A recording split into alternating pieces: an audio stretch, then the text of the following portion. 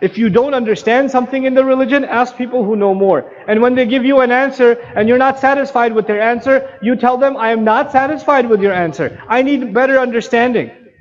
You have not only the right to ask, you have the responsibility to ask. You have the responsibility to ask. When the ummah stops thinking, and when the ummah stops passing down the legacy of thinking, then the worst thing happens to the ummah. The worst thing. Then the next generation is Muslim only because their parents were Muslim. That is the worst thing that can happen to the ummah.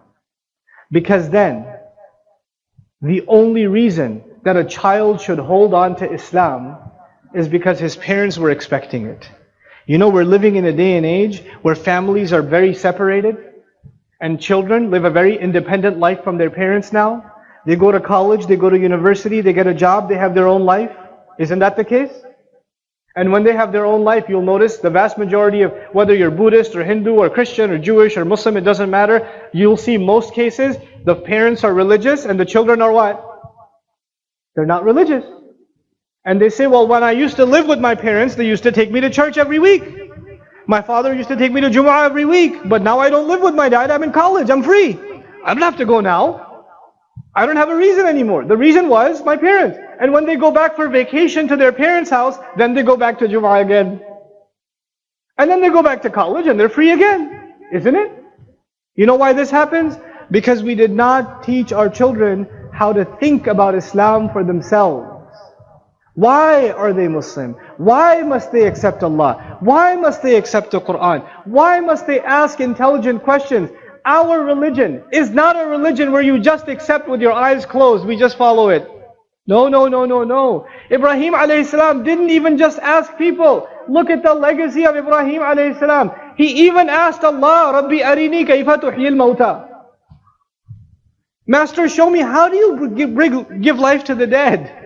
How do you do that? He even asked Allah. And Allah asked him, awalam tu'min, didn't you already have iman? Didn't you already believe? قَالَ بَلَا وَلَكِنْ لِيَطْمَئِنَّ قَلْبِي. No, that's because I want to satisfy my heart. Allah is teaching us through the legacy of Ibrahim alayhi salam that we should ask questions until we satisfy our heart, until the heart is at peace. You must explore, you must think, and we must inculcate thinking into our children. Unfortunately today, even religious education, Islamic education, is not about thinking anymore. Memorize these surahs, learn how to make wudu. Here's the time to make salah. Done. Your tajweed is good, done. Kids memorize Quran, that means he's already got a ticket to Jannah. Inna lillahi wa inna ilayhi raji'un. This child has memorized Quran, he's reciting Quran, but not for one day did he think about a single ayah of the Quran. How can that be? How can we be the religion? He's reciting أَفَلَا تَعْقِلُونَ وَلَا يَعْقِلُ. He's reciting, why don't you think? And he never thinks. You see the irony in that? You know, مَثَلُ الَّذِينَ كَفَرُوا كَمَثَلِ الَّذِي يَنْعِقُ بِمَا لَا يَسْمَعُ إِلَّا دُعَاءً وَنِدَاءً.